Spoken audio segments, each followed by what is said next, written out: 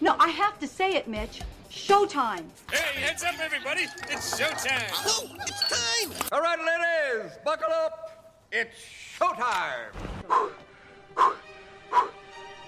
It's showtime. Welcome, everyone, to the Jonathan Stanko Movie Podcast. Name to be determined at a later date, but here we go, the pilot episode. People who know me know I'm a fan of movies and know that I talk about them probably far too much for people's liking, so I thought, why not start a podcast, talk about them to myself and some guests from time to time, and hopefully you guys find it entertaining. So here we go, the pilot episode of the Jonathan Stanko Movie Podcast. Basic rundown, we're just going to tease some news that I found interesting. We're going to go through some movies I saw this past week. I saw Order of Disappearance and Godzilla, King of the Monsters. Going to have on Mike Phillips to talk about his viewing of Pokemon Detective Pikachu, as well as a discussion of the top 3 video games that we would like to see made into movies. And we're going to finish it with a trailer, a roundup. Ladies and gentlemen, can I please have your attention? I've just been handed an urgent and horrifying news story. And I need all of you to stop what you're doing and listen. Cannonball! So first bit of news that happened this past week that I found interesting was X-Men The New Mutants reshoots are still happening. The trailer for this movie first dropped in 2017, and for those who don't know, this falls into kind of a rebooting or a reshaping of the X-Men franchise. This movie is a horror movie, is what it was set out to be, but now the vision of it is definitely a bit in flux. The trailer came out in 2017, as I mentioned, and to be honest, it caught my eye because the X-Men is a franchise that I find incredibly interesting. It is basically my version of what the Avengers are. I would love for the X-Men to have taken the Avengers path, but there's been so many ups and downs in that franchise that's basically just not possible. But the X-Men producer Simon Kinberg said that the reshoots for this New Mutants horror movie is still going to be happening. Now, again, this movie was supposed to come out last year. It got delayed again. And now expectations are it's going to come out sometime in 2020. But the thing is, I don't think expectations are too high for this movie. So people are going to recognize Maisie Williams, who is from Game of Thrones, plays Arya. Obviously, people's favorite character. Her acting in the TV show was fantastic. So I think that the X-Men fans, whether it be for the X-Men The New Mutants or X-Men The Dark Phoenix, they're hoping that these Game of Thrones actresses can bring their clout to the franchise and garner some interest, whether it be Maisie Williams here in The New Mutants or whether it be Sophie Turner in the upcoming X-Men The Dark Phoenix, which releases in early June. Again, X-Men New Mutants reshoots are still happening. This movie is still a go, though would not be surprised if this is canceled, if actually like Gambit, the movie that's always going to happen, and then never ever does.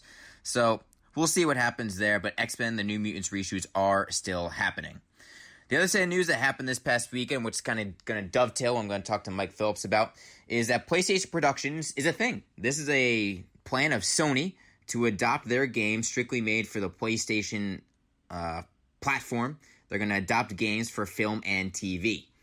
My first question was, where is this going to lead to? Is Microsoft and Xbox, are they going to respond?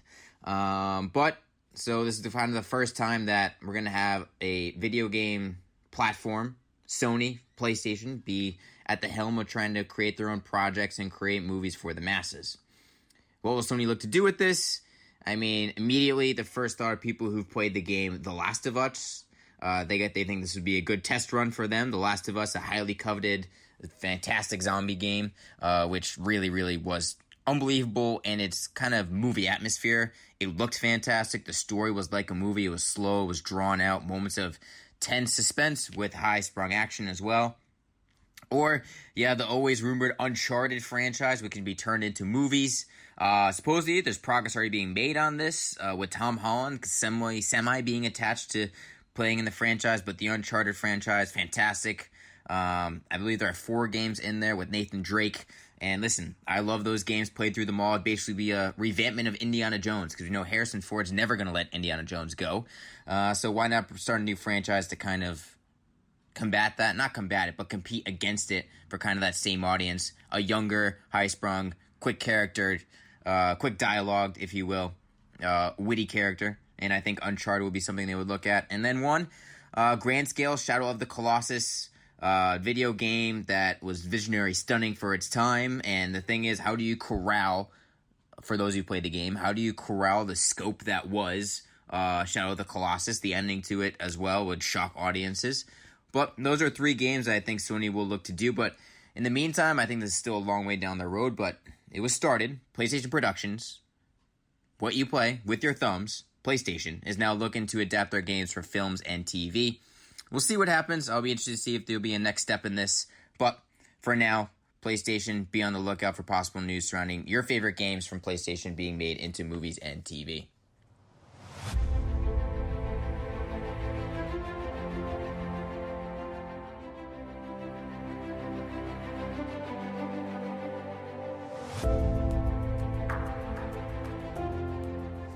Now we'll take a turn to the movies that I've seen this past week. I usually watch 1 or 2 movies a week, whether they be oldies, whether they be new movies. But now it's kind of time to delve into that. And for first, we're going to go foreign, because all you guys want to hear about a 2014 action comedy starring Stellan Skarsgård called In Order of Disappearance. The reason I talk about this movie is because there was a movie that came out just recently out on streaming and DVD starring Liam Neeson called Cold Pursuit. And that movie, which is basically you're taking Liam Neeson's badass Taken character and applying some comedy and some wit to a unique tale, and you'll get Cold Pursuit. That movie is based off this foreign movie, In Order of Disappearance. So the logline from IMDb for In Order of Disappearance reads, "The honorable citizen Nils plows snow in the wild winter mountains of Norway. When his son is mistakenly murdered, Nils takes action, which ignites a war between a vegan gangster, the Count, and the Serbian mafia boss, Papa."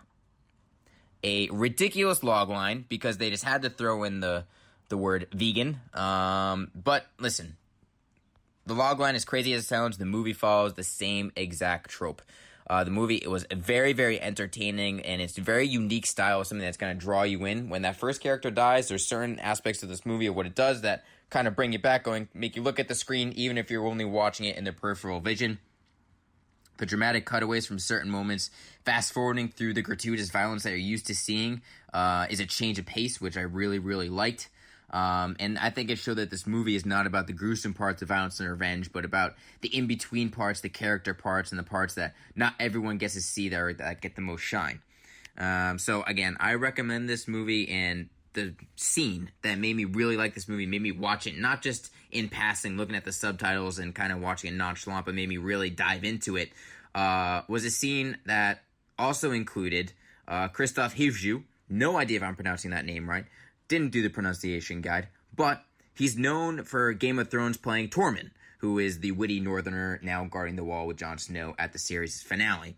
So there's a scene with him, and his character, Christopher's character, is a drug mule who's just kind of driving along and then eventually gets ambushed by Nils in his snowplow. And instead of showing the beating up and the violence, it just cuts away to these two leaning on the snowplow and just having a dialogue and eventually laughing before the ultimate conclusion of the scene. And I think what made this scene so important to me is that it set the tone for the movie. It's about probably a third of the way in, and it's when the tone of the movie clicked for me. Is going, oh, this is what I'm in for the rest of this movie. The first third kind of follows a little bit of a traditional path of revenge with some abstract characters, which I wasn't buying into at first when I first saw the movie. The Count is a very interesting character, and the way it's portrayed is something that's going to draw your attention. But once you see this scene with Nils and Christopher's character, the drug mule, just leaning on the snowplow before eventually, bang, the scene comes to an end, and you realize what the tone of this movie is and what you're in for. So if you're going into this movie looking for just a classic B-movie, classic revenge thriller that is foreign, so you do have to take some effort and read subtitles while you're watching it, you may be a little bit disappointed. But if you want a dark comedy that is really, truly unique and that I think is worth a recommend, I do recommend the movie In Order of Disappearance. I gave this movie a B. Definitely going to now check out the American version, which, as I mentioned, is starring Liam Neeson, called Cold Pursuit. I'm going to check it out in the near future, do a bit of compare and contrast. But Stellan Skarsgård's very good in the lead. He doesn't speak a lot of lines, acts a lot with his face and with his emotions. But the movie is shot beautifully in Norway. It's a dark comedy. It makes you laugh. It makes you grimace a little bit. The characters are memorable ones. I do recommend seeing In Order of Disappearance. The way I saw it, it was a 99-cent movie rental on Apple under recently 99 cents. So if you just want a respite for $1, watch a 2-hour action comedy, I would recommend In Order of Disappearance. What we are witnessing here is the return of Titans. Now we turn to the more recent movie that came out, just debuted this weekend, Godzilla, King of the Monsters. This is a sequel to the 2014, I'd say, surprise hit Godzilla, which was directed by Gareth Edwards. And so you come to this year, it takes place directly after the 2014 extravaganza. The logline from IMDb reads, "The cryptozoological agency Monarch faces off against a battery of god-sized monsters, including the mighty Godzilla, who collides with Mothra, Rodan, and his ultimate nemesis, the three-headed king Ghidorah." A lot of myth and folklore with the monsters, diving into the past, hence all the crazy names, but that is the logline. And let me tell you, folks, this movie is not good. It's incredibly disappointing. I went to go see it in IMAX because when Godzilla first came out in 2014, I did not go see it in theaters, and which I think really hampered my view of the movie. So I wanted to go see Godzilla, King of the Monsters, which has more than just Godzilla. I wanted to go see it on IMAX and kind of give it a chance on the big screen to see if I would like it more. But Godzilla, King of the Monsters is just not a good movie. It's a beautiful mess, with the special effects look great. Some of the scenic shots look great. But the fact of the matter is that this movie puts way too much emphasis on the characters and doesn't focus enough on the monsters. They try and get you emotionally connected to like the 3 or 4 main characters in the movie, and you just don't care. Every time they're on screen, you're like, I don't care about you. Go do something else. I don't care. Get off my screen. Show me Godzilla. Show me the badass special effects. Show me monsters battling. And I think they tried to ground this one in reality, and guess what? People don't want to see that if they're going to see Godzilla, King of the Monsters. We want to see the beast wreak havoc. So just a couple nitpicks I had with this movie, which really took it down for me. The child MacGuffin of the child in danger but saving the day and uniting everybody. Guess what, folks? It's in Godzilla, King of the Monsters. When the first trailer came out and Millie Bobby Brown was prominently featured, I went, oh no.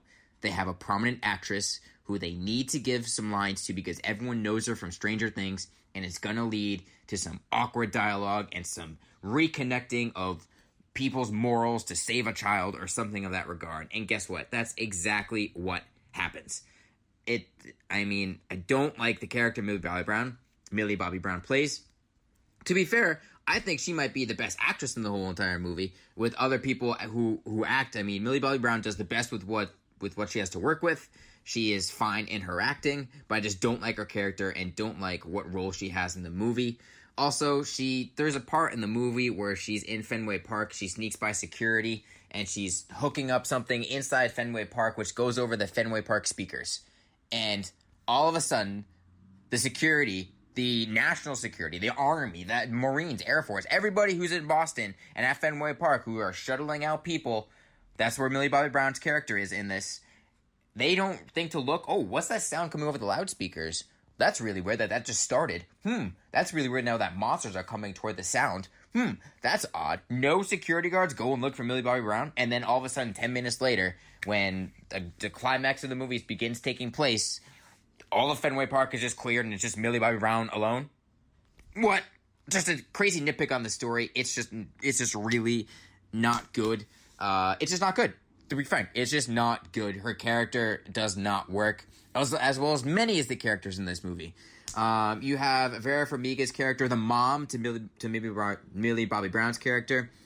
She does a classic little double cross, which you could just see right from the first 10 minutes of the movie. You're going, something's not right with her. She's going to do something stupid, and boom, she does. And the crazy part is that for the double cross, you're supposed to be shocked. But if you have just any sort of insight, you could just be like, that's not right. Whatever the way they're framing this is just not going to go as planned, and it obviously doesn't. But the reasons that she gives to her family and to everyone who she betrayed, quote unquote, is just, it's over Skype. It's over TV monitors, them talking to each other from far away, and it's like an evil, just the evil villain giving his dastardly plan, the classic scenes of when the evil villain puts his screen up in Times Square and goes, "I'm going to destroy New York City." Wah! That's what she basically does in explaining her motivations and why. Just no emotional resonance of characters staring at screens. I'm sorry. It just doesn't work for me very often. And so I don't care about that.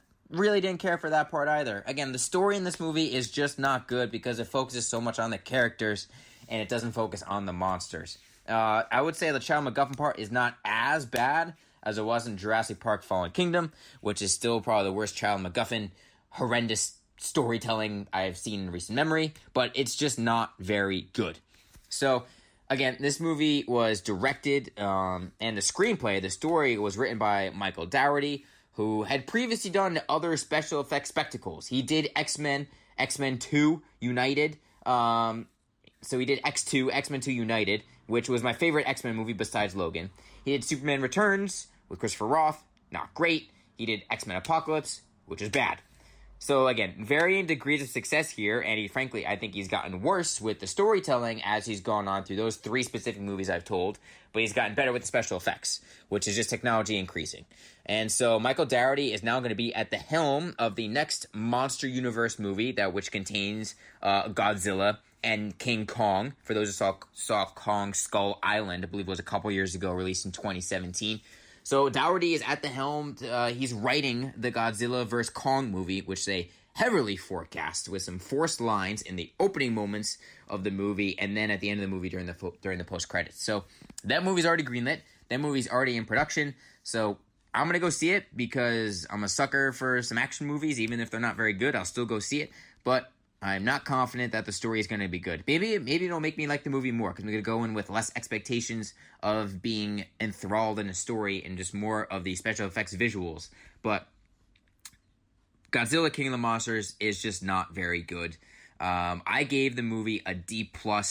There's only one redeeming quality in this movie, in Godzilla King of the Monsters. The best character is a human and is played by Bradley Whitford, who basically plays kind of the technician and engineer, a do-it-all sort aboard the Monarch ship that contains everything. Monarch ship, submarine, whatever, spaceship, whatever you want to call. He's the guy who's everywhere and knows how to do everything and can track all the monsters at all the same time. And while that sounds like a giant umbrella of things for him to do, he still does it incredibly well. Bradley Whitford basically recreates his character that he did from Cabin in the Woods. For those who saw that movie, he and a coworker are responsible for everything happening to the poor teenagers in Cabin in the Woods, and their snarky little remarks behind the scenes in that movie really make the comedy tingle, and does the same thing here. Every time he appears on screen in human form with all the other humans there, it made me smile. But when he wasn't on scene, it was a overdrawn, dramatic effect that just didn't make me happy to be there and had me checking my watch in the movie theater about when this movie was going to end. So I give Godzilla King of the Monsters a D+. For comparison, if you're interested, Godzilla in 2014, the prequel to this movie, I gave a C-. And for Kong Skull Island in 2017, I gave a C. I'm surprised I gave Kong Skull Island a C, because now looking back on it, I think I enjoyed it more than that, but I go with my gut reaction, my first initial grade. That's what I put in my giant Excel sheet. So this movie in the Monster Universe thus far is, I think, the worst one. Again, we have Godzilla vs. Kong coming up. I believe it is next year, 2021. And we'll see what happens there. But right now, my expectations for this franchise and this movie universe are not incredibly high. So the 2 movies I saw this week, In Order of Disappearance, I recommend it. I give it a B. I recommend that you skip Godzilla King of the Monsters. You could throw it as background noise on HBO Go when it comes out streaming. But otherwise, do not spend your money to go see this movie in theaters. Now we're going to bring on Mike Phillips, who has his own podcast, Just End the Suffering, which I've appeared on a couple of times. He let me get off some movie takes. So we're going to have him join me now because he's seen Pokemon Detective Pikachu. I have not seen that movie, so we want to get his thoughts on it. And then we're going to talk a little bit about 3 video games that we want to see each that turned into movies, because Detective Pikachu seems to be the biggest success in that turnaround in quite a long time. Now I'll turn it over to Michael Phillips. Talking! You're a hallucination! You're a hallucination. So you're a talking Pikachu with no memories who's addicted to caffeine. I could stop whenever I want. These are just choices. Another round, extra shot, black as night. Thank you, sweetie. Mike, you have your own podcast, Just End the Suffering, which you can find on some podcast streaming sources, whether it be SoundCloud or iTunes. So appreciate you. You're letting your voice be my first guest here on the soon-to-be-named John Stanko Movie Podcast. Not a problem. Thanks for having me, John. As a matter of fact, you've been on my podcast twice before, so I'm the joke going around is that this is sort of my first spin-off. Hey, listen, I'll take that. I'll take the spin-off. All right, well, first of all, the reason I'm bringing you on main, first of all, is you've seen a movie that I haven't, which I need to be kind of convinced whether or not I want to go and see. So you're kind of going to be the lawyer for the movie and tell me whether or not you think I should see this movie. And that movie is Pokemon Detective Pikachu. So just, Mike, first off, what were your thoughts after you saw the movie? Well, I'll go back a little bit before I get into this because I was not expecting much about this movie because my only viewing experience with the movie was a direct-to-video Sonic the Hedgehog movie from back in the 90s that was absolutely horrendous. But I saw this trailer during Avengers Endgame. I said, I think it was kind of funny. I'll give it a shot. And you know what? I'm glad I did. That's not pretty good. All right. Well, what were some of the biggest positive aspects that you took away from it? Well, the big thing for me is just that the story of this movie is so good. Just because basically, I'm going to give you a little bit of background. I'm not going to spoil a ton, but the main character is this guy named Tim. He's in a world where humans and Pokemon sort of coexist and live together, but he hasn't really trained Pokemon anymore because his mom died, his dad got distant after that. So at the end of the movie, he tries to catch a Pokemon, doesn't work, finds out his dad has died, goes to take care of his dad's affairs, goes to the park, and he runs into this talking Pikachu, as we know, voiced by Ryan Reynolds. Pikachu tells him there's more to this story, so it turns into a mystery, which I like. Sort of, it's not about, I have to train the Pokemon, it's I have to find out what happens to my dad, which is a lot of fun. I also like that we learn more about Tim and his dad in the process. And you have a nice little bromance, or buddy cop dynamic with Tim and Pikachu, which is actually pretty awesome. And obviously, the most well-known voice in this movie is Ryan Reynolds as Pikachu. So, first of all, what do you think of Ryan Reynolds as Pikachu? Obviously, he has a very recognizable voice and a blended comedy that people know from Deadpool. So what do you take away from his performance and the relationship those two had on screen? Ryan Reynolds is phenomenal, man. I mean, just watching that movie, he stole the show at Pikachu, and he got the personality into it. They gave him, obviously, the very cheesy lines, you have to have in a Pokemon movie. And he delivered them and made them actually kind of funny, right? And I like the fact that they did some motion capture for him. So, his face and for him do the Pikachu stuff. It was a lot of fun. Now the one thing is, this movie is rated PG-13, but Pokemon, from when I remember growing up, I never collected Pokemon. I was never into it. So that's a separate question I have for you. But this movie is rated PG-13, but is it tailoring toward the generation that grew up playing it and is now of age to go see a PG-13 movie? Or it's actually, as I'm seeing it right now, it's rated PG. So you know what? I'm going to correct myself on the fly. And for the amount of money and the amount of attention that this PG movie is getting, I'm thoroughly impressed now.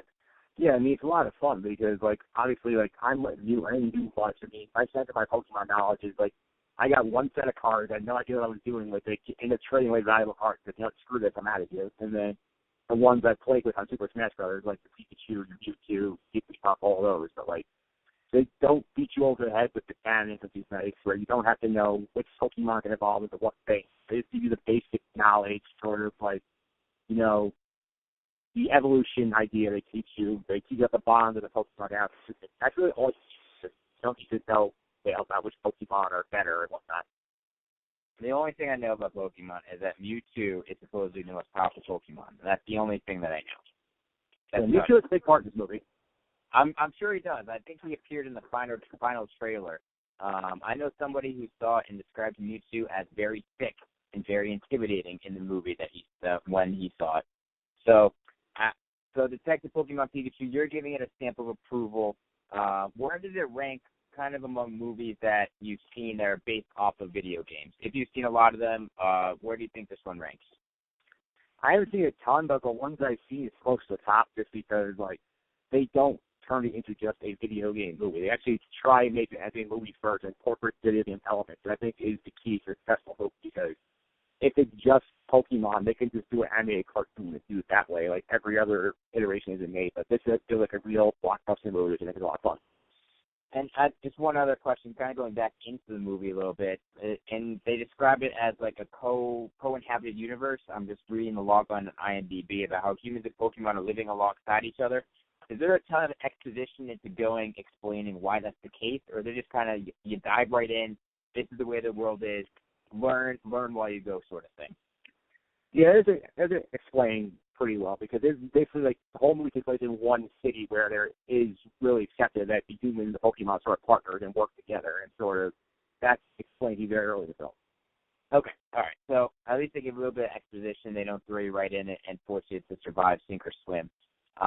But so you would recommend Pokemon Detective Pikachu to people, even if they aren't a big fan of Pokemon in general or of video game-based movies? Yeah, I recommend it. I think it's a fun movie, especially in the summer right now. If you want to have a fun movie, you don't want to think too much, just want to sit back and be entertained. We'll do that for you. Well, I mean, after you saw Avengers Endgame and that heavy sort of movie with some deep emotional aspects to it, this movie kind of lightened the mood, I'm sure. Yeah, definitely a good change up after Avengers Endgame. I mean, that was 3 hours intense, and this is just like an hour and 40 minutes. All right, well, switching up topics now, I just kind of want to pick your brain about a topic. I touched on earlier in the show how PlayStation and Sony specifically are to launch their own kind of video service where they're going to be looking to adapt their games into film and TV. And now, like, I'm going to ask you, we'll ping-pong it back and forth, but we're going to go through 3 video games that we have played or that we've heard of, that we've watched people play, that we think would be good stories or concepts to turn into movies. So, Mike, I'll let you have the first pick. I'll let you go number 1. All right, I'm going to start off with this one, John. Have you ever played the game Quantum Break on Xbox? I have not. To be honest with you, Mike, I've never heard of the game. Okay, well, I'll explain this to you. It's actually a very fun game. It's a very interesting concept. It basically involves a pair of scientist partners, Jack, Joyce, and Paul 3, and their physicists experiment with time travel. As a game, they come up with this theoretical time machine, and the machine backfires. It gives Paul and Jack these time-based talents, and they actually have like superpowers from proton particles. Mm-hmm. Jack's brother gets killed, but it ends up showing up in conflict between Paul and Jack. Because Paul was in the machine, but it totally exploded. Apparently, he goes to the end of time, sees something there, just horrifies him to the point that he makes their company a militaristic entity after going through time. So Jack and Double in the company named Beth Wilder have to work together to go back in time, undo the damage, fix the time fracture, and then it's even happening. But the part that's very intriguing here is that it's sort of like, it's kind of Lost-like in the sense that a lot of the story, the backstory is already happening, and we find out about it as the players go through the game. It's a lot of fun. I think that would be a fun element for a movie. Gotcha. What intrigues me is seeing the end of time, if you will, and the scariness of that, whatever triggered him. I have not seen the game, and I don't know the story, so I won't spoil myself. But that does sound like a very interesting concept. Yeah, definitely don't spoil yourself. Another interesting note about this game is the fact that, like, this is a high concept project for Xbox One, because this was initially not just for launch, and it didn't come out for years because the game sort of actually has built in like 20-episode TV shows where they have like these big time actors like Sean Ashmore, Lance Reddick, Dominic Monaghan play some of the main characters, and like they play out over the course of the game, and stuff you do in the game affects the TV show episodes, and you can learn stuff in the episodes. And it actually helps you in the game. All right. Quantum Break. We can give that one a try. Let's go pitch some movie producers on that one. Let's see. My first one, this might be just because I'm in the Western mood and I'm watching Deadwood, but have you ever played the game Red Dead or the franchise Red Dead? I have not played it, but I've heard of it. All right. So Red Dead, I think if you've heard of it, you know it's a Western-based game with a vast scope, large landscape, open map type of game. And I think what makes this story and this game most appealing to me is what you can do with it visually. The video game itself, whether it be the latest one, Red Dead Redemption, or the second game in the trilogy, which most people know, Red Dead. I think that if you flesh out the story a little bit, I think this game could look visually spectacular. I think the story components are good. Maybe you could hone on them down a little bit because, I mean, with an open map game, like, you know, that's been playing games that you can get stuck on the side quest, and you can't have that in a movie per se. So they might need to hone down on the plot a little bit. And I think casting a strong lead in this movie would be really important because you play the main character. It's a gruff, gravelly, beaten down man who's on a path of whether it be redemption or to prove himself for value. But the idea of Red Dead is taking that Western landscape and kind of incorporating it with like a moody, dark action presence. I think the movie Red Dead will go off really, really well. Yeah, it definitely sounds like a lot of fun. You said, I think the thing you're right about is that you have to be careful when you have these stories, all these side quests. Don't get bogged down to the first 3.5-hour movie before you know it. Yeah, and I think you could play homage to the side quest with like little nods in the script or whatever you have, just to be like, oh, I remember that side quest where we helped Buffalo Bill move his bison or whatever. But you just can't have that as part of the story. Oh, for sure. All right, let's go with your number 2 pick. First, you have Quantum Break. What do you got next? Okay. This one I think is actually happening right now. I'm very excited about this one as well. You remember Knights of the Old Republic from back in the day, the Star Wars role-playing game? I do. I played this game when I was in college in between studying. I don't remember every single aspect of it, but I remember that I breezed through it in about a month, and I could not stop playing it when I did. So tell us a little bit more about it. Yeah, so for those of you, unlike John and myself, who have not played this game, so this game is set 1,000 years before the Skywalker Saga, which is the current movies, episodes 1 through 9. Basically, your character, you start off on a ship, and the ship is carrying a Jedi named Oscar Lashon, whose battle meditation is the key to a war between the Jedi and Sith forces, led by Darth Malak, a former Jedi. Eventually, you go through the first quest, go through the first world. Eventually, you find out that you're a Force entity, and you learn to have a Jedi with Maslow as a teacher. And you also sent on this quest where you have to go across the galaxy and find some apps to help find the septic that Malak and his former master weapon used to build some sort of weapon built army. The game has great characters, goes deep into the world, Star Wars detail, and you and I both know that there's a massive twist. I'm not going to spoil it for those who have not played the game. Got 2/3 of the way into it that basically reframes your entire experience from the start of the game now. Basically, you think everything has happened. Yeah, I mean, if you played the game, you know the twist. It's one of the best video game twists of all time. So I listen. From remembering what I know about the story, it does look fantastic. And like you mentioned, this I think is getting the green light, and it's going to be eventually happening down the road. Yeah, I mean they're working on it right now, and the potential is massive because you have fantastic characters. Like it is an example of one. Like you saw one, like you love the US K2SO, right? I did not remember that character. No, refresh my mind. Okay, K2SO was like a protocol droid that they had in Rogue One. They basically stole from the Empire and reprogrammed to help him out. He was very sarcastic and snarky. Yes. Yeah, they have a character in this game called HK-47 who's an assassin droid, really sarcastic, who will just be absolutely hypnotized. I want to get too much of his origin, but he basically is loyal to you, but he just despises all the organic life forms. They're called him meat bags, and he has a lot of funny quips, so he's definitely somebody I'm looking forward to. So a little bit more snarky version of General Grievous, a little bit more of his sassy robot assassin. Yeah, I think very sassy, and there's so much material in this game. You could do a trilogy just on this one game itself, or you could even do a trilogy where the first game is the first movie, a sequel, which is not as well, but you could probably correct this movie second, so there's actually a novel that ties it all together. That could be perfect.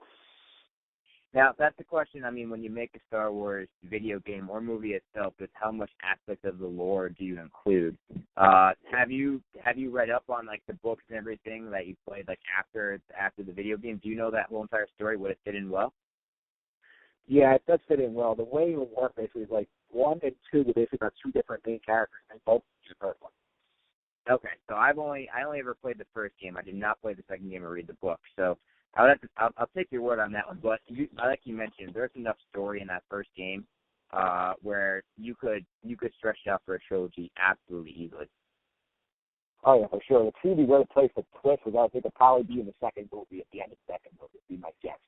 I would guess so. A lot follow the timeline of the first Star Wars trilogy where Empire Strikes Back has a major twist. You could do the same thing with Knights of the Republic. Yeah, that would be a lot of fun to see, and I would love to see this game happen.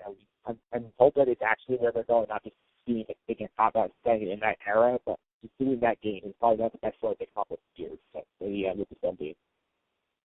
All right, well, we'll go on to my number 2 pick because I wholeheartedly give you the green light on Knights of the Old Republic. My number 2 pick is Halo. I think everyone's favorite multi-screen shooter that they first played in high school. I think there's enough lore surrounding this movie, whether it be books or expansion video games made from the original, that this has a chance, I think, to be an epic science fiction action shoot-'em-up. And I think this has a chance to make a ton of people happy because how many people played this game growing up? Mike, did you play this game growing up with your friends just playing the split screen? How many hours did you play this game? Oh, way too many. Yes, way too many. My mom was yelling at me all the time at my cousin's house because I was playing Halo too much. It just happened. So I think you can make a ton of people happy, and it hasn't been tapped into yet. That's what amazes me, is that there's been no major TV show or movie that's been published that tapped into the popularity of this game. Yeah, I would surprise you. I thought by now someone would have said, well, so many people bought the game that people will go watch the movies to go buy tickets. Yeah, and I mean, just thinking objectively, I do think an issue with making this game Halo into a movie is how do you make a casual fan of science fiction who maybe hasn't played Halo, doesn't know the story of Halo, how do you make them fall in love with a character who you don't ever see his face? You never see Master Chief's face. How do you make them fall in love with a character like that? I think that is a hard hill to climb to maybe convince a movie studio to make this movie, because it's hard to fall in love with a character where you can't even see the facial expressions. Yeah, that's because the voice actor was really good. So I'll get from that to Ryan down with Pikachu. If I'm the right serious voice actor to give that character depth without showing his face, that would be the way to do it. Yeah, I mean, you have to, again, casting is key in every single movie, but again, like I said in Red Dead, you need that hard, gruff lead here. You need a voice that people recognize, that would draw people in and have them have a connection. But my second pick for video games movie would be the Halo franchise. Yeah, I second this as well. I think it's a good choice. All right, what do you got for number 3? Number 3, not a specific game, it's sort of a specific franchise.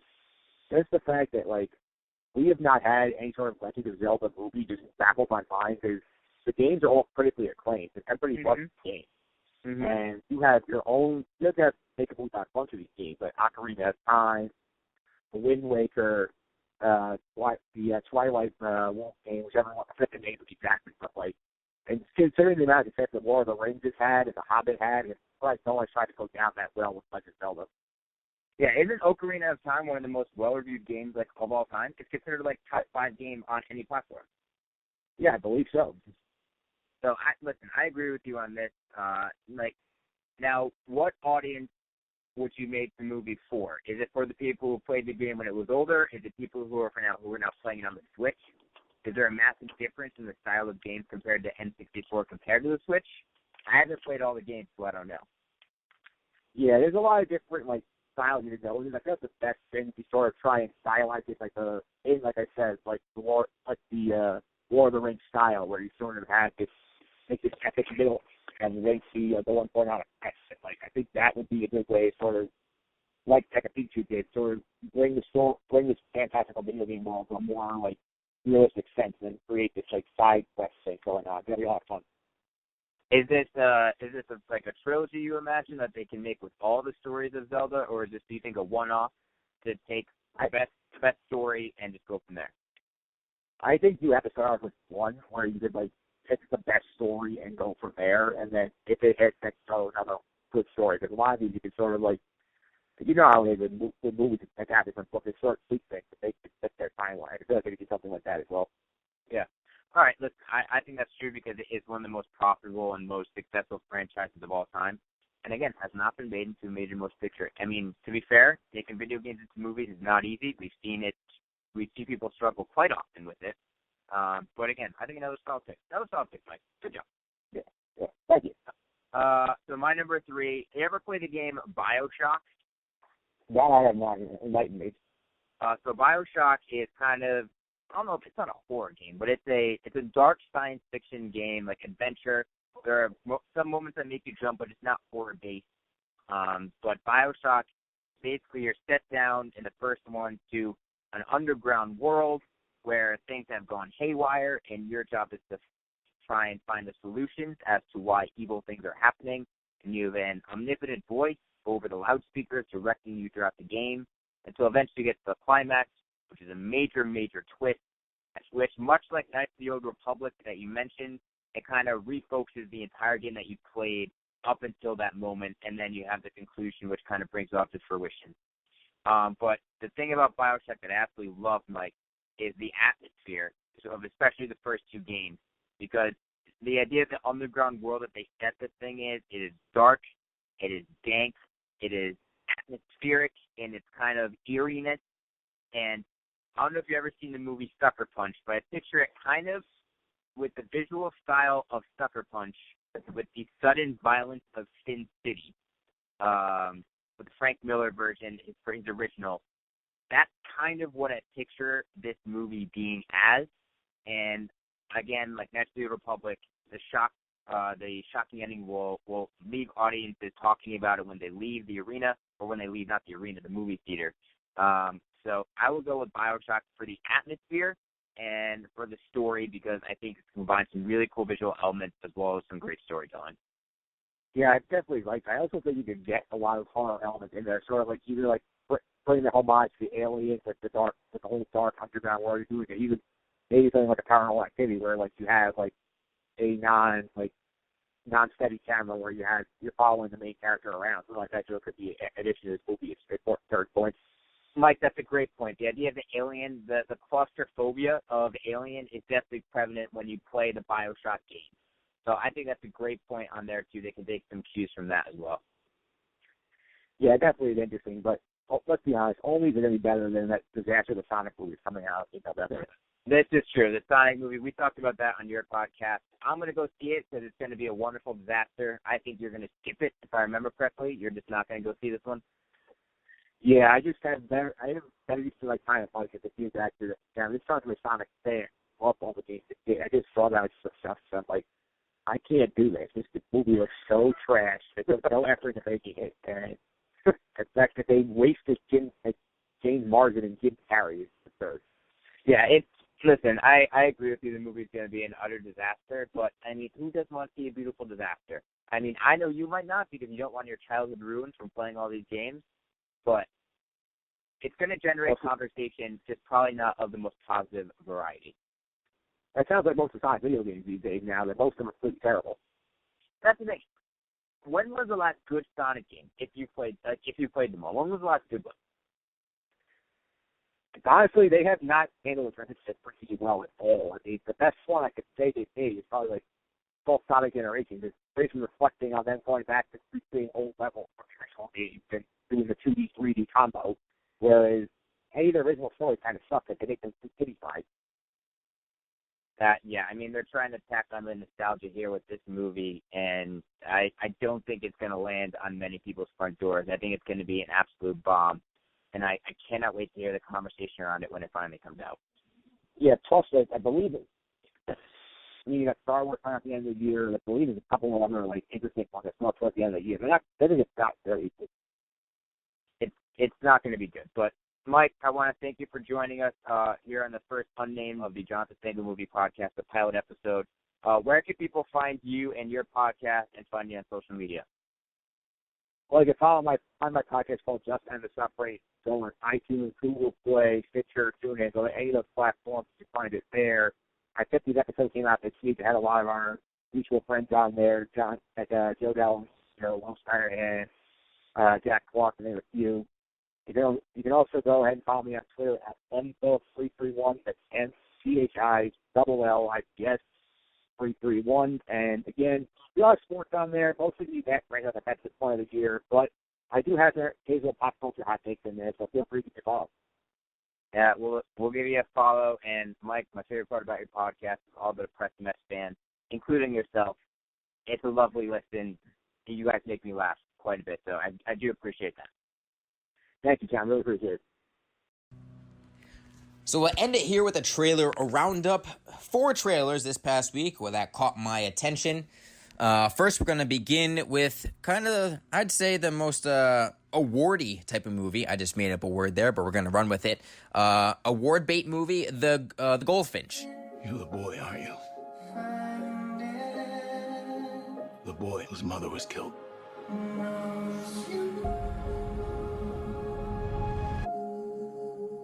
Based off a Donnie Tart novel that's released in 2013. It was a bestseller. And guess what, guys? Best-selling book with a lot of drama and sadness is going to bring on a lot of stars. You got Nicole Kidman, Ansel Elgort, Luke Wilson, Jeffrey Wright. It's directed by John Crowley, who was most recently known for directing the Oscar-nominated Brooklyn in 2016. The Goldfinch is a really sad story, so it would appear via the trailer. I don't know the story itself, but the trailer did a good job of hinting what it's about a young boy losing his mom at an early stage and growing up and adapting to a life without his mom and trying to become a man. And it reminded me a lot of the Beautiful Boy trailer that was released in 2018 that starred Russell Crowe and also Nicole Kidman, which was a very deep story about family issues and about growing up and acceptance. So I think kind of along the same vibes here based off the trailer, but The Goldfinch looks like a pretty heartfelt drama that may be tugging at the heartstrings. I cry more in movies than I do in real life. So I'm going to go see The Goldfinch. Count me in with that star cast and what looks like a very, very interesting story. Another trailer that really drew me in, this trailer was a doozy, man. It was an absolute doozy. It's called In Fabric. I think something's wrong with that dress. Don't tell me you're scared of a dress. It is a movie about a killer red dress. I mean that literally. Literally, it is about a killer red dress. I swear to God, it's about a woman who buys a red dress, and then it starts going evil. Listen, this movie is produced by A24, which hardly ever steers me wrong. I'm a huge fan of everything that studio puts out. So I'm going to go see this movie eventually, whether it be in a small independent theater or whether it be when it comes to streaming. But count me in. I'm going to go see In Fabric because I have no idea what to expect after seeing the trailer. But man, oh man, did it grab my attention with this. It's absurd premise. Third trailer this week that I'm sure everyone kind of most tuned into because this franchise has become one of the most profitable franchises in all of movies nowadays. The Annabelle, the Conjuring franchise, and the newest one, Annabelle Comes Home. So continues this Conjuring universe. Just being bluntly honest here, this was a bad trailer. It did not scare me. The first Conjuring movie was fantastic. I loved it. I have not kept up to date on all the movies following it. I have not seen every single one. I have gone in and out of the lore. But just based off the trailer of this movie, it did not impress me. It's kind of sticking with, oh no, the children are trapped in a house with evil coming after them, and the teens unleash it by doing something stupid. I don't know how you're going to treat that into like a more adult-themed horror movie, which the first Conjuring was. It didn't rely on the teen scream. So Annabelle Comes Home, I don't think it's going to be a good movie. Based off the trailer, maybe it surprises people, but the trailer disappointed me. And the fourth and the final trailer, Rambo! Sylvester Stallone is back. Yes, he is back. Oh my God, I cannot wait. Old Town Road being the soundtrack for the movie. Count me in. Sylvester Stallone, Rambo, one of the most badass movie characters of all time. Listen, the fourth one that was released, I don't know when, back when I was in high school, going into Cambodia, wherever they went to, and just tearing down people. I own that DVD because the action sequences are just absurd. The first Rambo movie was genuinely a really, really fantastic movie and insight into what it's like to come home from Vietnam and the mental turmoil you go through. The second Rambo was just, second and third Rambo were just absurd action movies where you suspend disbelief because I guess Rambo just can never be hit by bullets ever. But count me in. Sylvester Stallone, Rambo, just bloody, violent action with cheesy action lines and Sylvester Stallone overacting. I will buy in every single time. That movie's being released this September. Count me in. Rambo, I'm a sucker for it. Not everyone will be, but I will be there opening weekend to cheer my ass off for Sylvester Stallone and Rambo in his final time drawing blood. So that is the Jonathan Stanko Movie Podcast. Episode 1, the pilot episode. Again, everyone, I appreciate whatever feedback you can give me on this episode. I can be reached via social media at jstanko99. Or if you're listening to this, you probably know who I am and you probably have my phone number, so let me know what you think. This is a trial run. I would like to continue this. I love talking movies, whether it be with other people or to myself in my room as I'm staring at the Netflix "What Do I Watch Now" screen. So thank you, everyone, for listening. Appreciate everyone's feedback, and I hope everyone goes see a good movie this week. Thanks for listening.